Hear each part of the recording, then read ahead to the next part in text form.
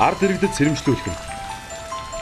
Ойрын өдрүүдэд тусархаг дуу цахилгаантай бороо үргэлжлэн орж, гол мөрөн үерлэн усны түвшин нэмэгдэх төлөвтэй бай.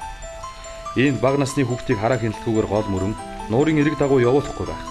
Аял зугаалга амралтаар явахдаа аюулгүй байдлаа ханган, баталгаад зам гүрээр гарах, цогтууруулах хундаа хэрэгэлсэн үедээ гол усанд орохгүй байж болзошгүй эрсдлээс эрүүл мэнд амь насаа хамгаалахыг сэрэмжлүүлж байна.